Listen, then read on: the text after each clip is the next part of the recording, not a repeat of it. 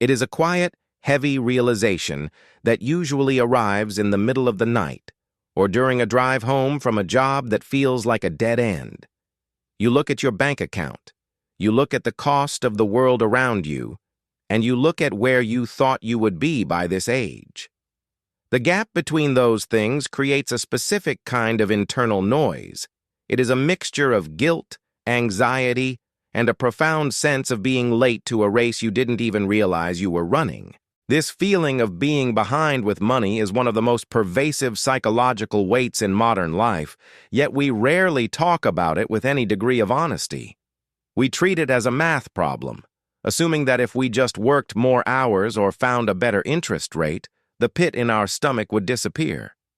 But the truth is that the feeling of being behind is rarely about the numbers themselves. It is about the stories we tell ourselves regarding what those numbers represent. We live in an era where we are constantly exposed to the curated highlights of everyone else's financial journey. You see the house your high school friend just bought, the vacation your colleague is taking, or the success story of a 20-something investor who seems to have solved a puzzle you haven't even started. This creates a distorted reality where everyone else appears to be moving in a straight upward line while you feel like you are walking through deep water. This sense of lagging behind is amplified by the fact that our society links our financial standing to our personal worth. When your balance is lower than you think it should be, it doesn't just feel like a lack of capital. It feels like a lack of character or a lack of intelligence. You start to view your past self with a harsh, unforgiving lens, tallying up every mistake or missed opportunity as if you should have known then what you know now. This mental loop is exhausting and, more importantly, it is paralyzing. It keeps you stuck in a state of reactive stress where you are so focused on the ground you've lost that you cannot see the path forward. We need to start by acknowledging that this feeling is a natural response to a world that measures success by visibility and speed. It is okay to feel this way, but it is not okay to let that feeling dictate your future. The weight you are carrying is not a reflection of your potential. It is a reflection of a comparison trap that is designed to make you feel insufficient. Understanding that this is a psychological hurdle first and a financial one second is the only way to begin deconstructing the pressure. You are not failing. You are simply navigating a complex system without a map that was never given to you in the first place. The first step toward financial peace isn't making more money. It's making peace with the fact that your timeline is the only one that actually matters. The most dangerous reaction to feeling behind is the desperate urge to catch up all at once. This manifests as a search for the big win or the magic bullet that will bridge the gap between where you are and where you think you should be in a single leap. We see this in the way people gravitate toward high-risk investments they don't understand, or the way they fall for schemes that promise a rapid exit from their current situation. This is the great misconception of the financial journey. The idea that you can bypass the process through sheer force of will or a stroke of luck. When you feel behind, your brain enters a state of scarcity. In this state, your perspective narrows, and you lose the ability to think long-term. You start viewing every dollar through the lens of what it isn't, rather than what it could be. You tell yourself that saving a small amount is pointless because it won't buy the house or fund the retirement today. This all-or-nothing mentality is the primary reason people stay stuck. They believe that if they cannot make a massive impact immediately, then any effort is a waste of time. But wealth, especially the kind of wealth that brings peace, is not built on big wins. It is built on the accumulation of small, seemingly insignificant decisions that compound over time. The misconception that you need a large sum of money to start is what keeps most people on the sidelines for years. In reality, the most valuable asset you have is not the balance in your account, but the consistency of your habits.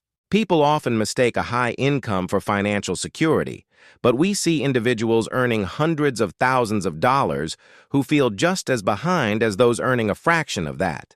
This is because behind is a moving target. If your goal is to match the lifestyle of those around you, you will always be behind someone. The finish line moves every time you get closer to it. The trap lies in thinking that there is a standard timeline for adulthood or success. We are taught that by 30 we should have this, and by 40 we should have that. But these milestones are arbitrary.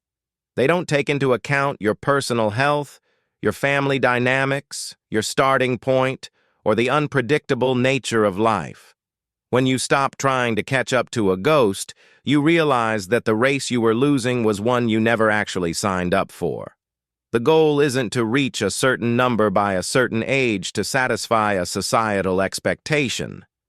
The goal is to create a system that serves your life and provides you with options.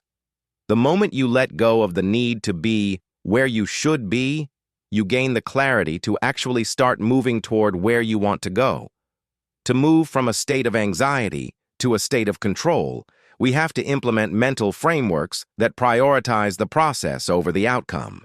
The first framework is the transition from goals to systems. A goal is a destination that exists in the future, and as long as you haven't reached it, you feel like you are failing. A system, however, is something you do every day that makes progress inevitable. If your goal is to have $50,000, you will feel behind until the moment you hit that number. But if your system is to automate a small percentage of your income into a boring, diversified fund every month, you are successful the moment the transfer happens. You shift your definition of success from a future result to a present action.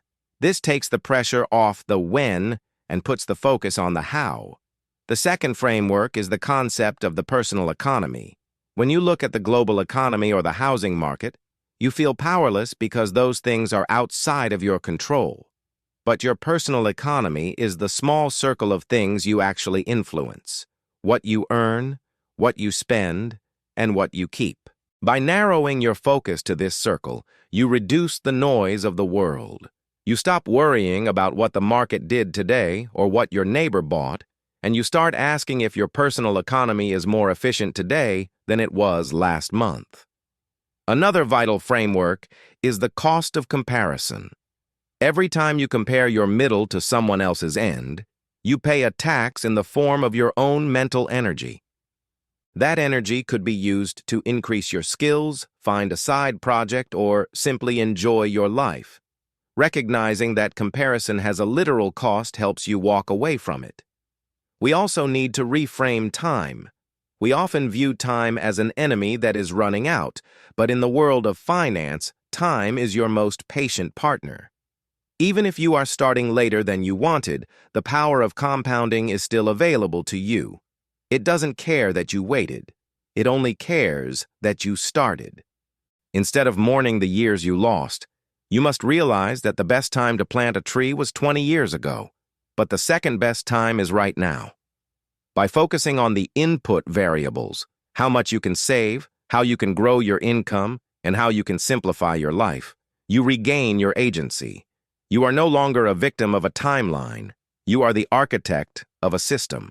This shift in perspective turns the mountain you have to climb into a series of manageable steps. You don't need to see the top of the mountain to take the next step. You just need to trust that the steps, when repeated enough times, will eventually change your view. This is where true financial confidence comes from. It's not from having a high net worth, but from knowing exactly how your system works and having the discipline to let it run. As we move forward, the most important shift you can make is one of mindset. You must learn to forgive your past self. The person who made those financial mistakes, who didn't save when they could have, or who spent money on things that didn't matter, was doing the best they could with the information and the emotional tools they had at the time. Holding on to that resentment doesn't help you build a better future. It only anchors you to a past you cannot change. Financial peace is not a destination you reach where you finally have enough money to stop worrying. It is a state of mind that comes from knowing you are doing what you can with what you have. It is the quiet confidence that comes from having a plan, no matter how small that plan might be. Real wealth is the ability to wake up in the morning and know that you have a margin for error. It's the ability to say no to things that drain you and yes to things that fulfill you. When you feel behind, you are often chasing a version of wealth that is based on external validation.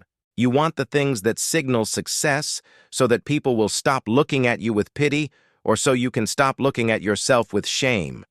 But that kind of wealth is fragile. The version of wealth we are building here is internal. It's about the freedom from the constant, low-level hum of anxiety. It's about the realization that you are not a late bloomer. You are simply on your own path. There is a profound strength in starting where you are, without excuses and without the need for a head start. The person who starts from zero and builds a system of consistency develops a level of resilience that the person who was handed everything will never know.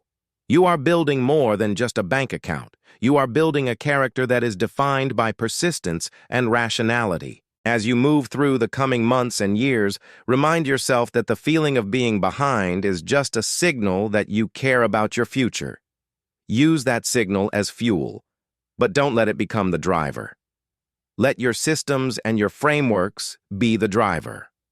Stay focused on your own lane, celebrate your small wins, and understand that the most important investment you will ever make is the one you make in your own peace of mind. You have the time, you have the capacity, and you have the right to build a life that feels secure. The race is long, and in the end, it's only with yourself. You are exactly where you need to be to take the first step towards something better. Trust the process, embrace the slow build, and give yourself the permission to succeed on your own terms.